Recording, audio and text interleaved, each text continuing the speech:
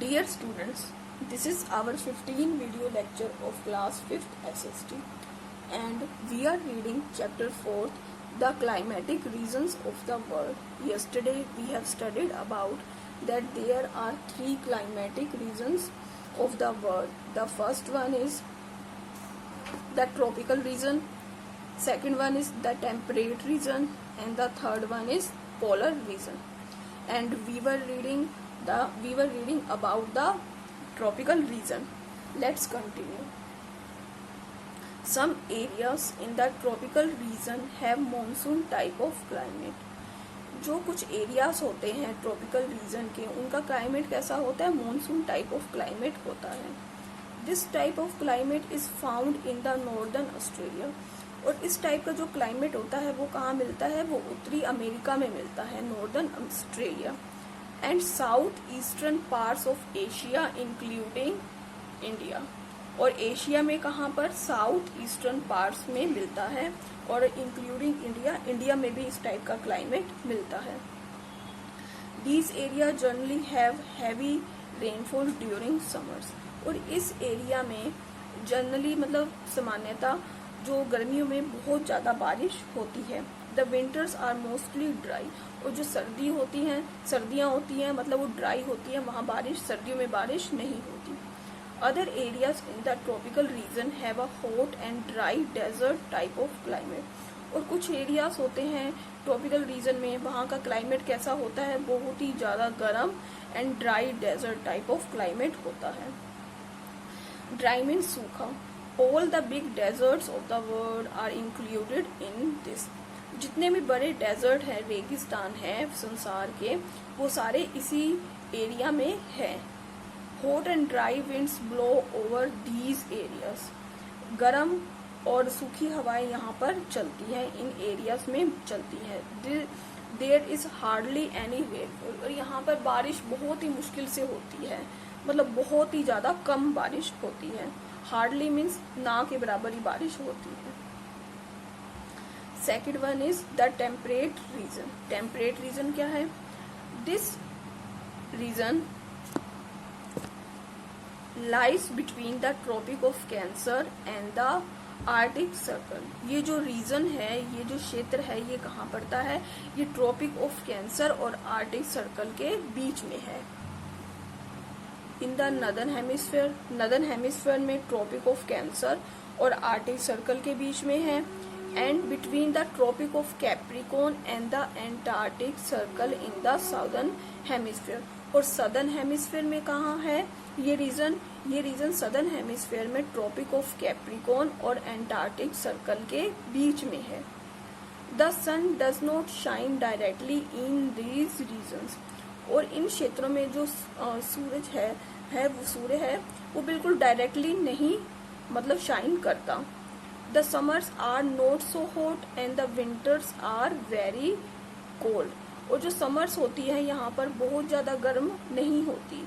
And winters are very cold. और जो सर्दियाँ होती हैं वो बहुत ज्यादा मतलब सर्दियाँ यहाँ पर बहुत ज्यादा होती है और गर्मियाँ यहाँ पर बहुत ज्यादा नहीं होती. You can see this is earth, this is tropical region, this part is tropical region, this part is temperate region in the northern hemisphere and temperate region in the southern hemisphere. This is polar region in the northern hemisphere and this is polar region in the southern hemisphere. Understand this once again. This is earth. There are 3 climatic regions. The first one is the tropical region. Here this is tropical region, this is equator. ये tropical region है. This region is temperate region in the northern hemisphere and this region is also temperate region in the southern hemisphere. Polar region in the northern hemisphere and polar region in the southern hemisphere.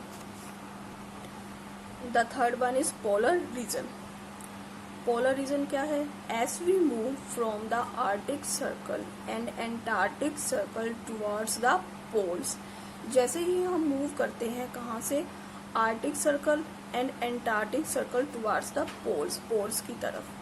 We reach the polar region, हम polar region पर पहुंच जाते हैं। Here the summers are very short, यहाँ पर जो गर्मियाँ होती हैं वो बहुत छोटी होती हैं और ठंडी होती हैं। Winters are very long and extremely cold, और जो विंटर्स होती हैं, सर्दियाँ होती हैं, वो बहुत लंबी और बहुत ज़्यादा ठंडी होती हैं। This region is frozen for most part of the year, और लगभग पूरे ही साल ये जो क्षेत्र है बर्फ से ढका होता है। It includes extreme northern parts of Eurasia and North America. इसमें कौन से पार्ट इंक्लूड्स हैं? Extreme northern parts of Eurasia, Eurasia के नॉर्दर्न पार्ट्स, और North America. It is known as the tundra region, और इस रीजन को दूसरे किस नाम से जाना जाता है? Tundra region. Greenland also has a polar type of climate, जो ग्रीनलैंड है उसका क्लाइमेट कैसा होता है? पोलर टाइप ऑफ क्लाइमेट होता है। So with this we have completed our 4th chapter. What we have learned in this chapter, we have learned that there are 3 climatic regions in the world. The first one is the tropical region, second one is the temperate region, and the third one is the polar region. And we have also learned what type of climatic conditions do these regions have. Just have a quick recap. First one is we can divide the earth into 3 climatic regions. हम अर्थ को 3 climatic regions में divide कर सकते हैं, tropical region, temperate region and polar region. Regions lying between the tropics are called the tropical regions. जो regions हैं, जो क्षेत्र हैं, जो पड़ते हैं बिटवीन द ट्रॉपिक्स, जो ट्रॉपिक्स के बीच में पड़ते हैं, कौन से ट्रॉपिक?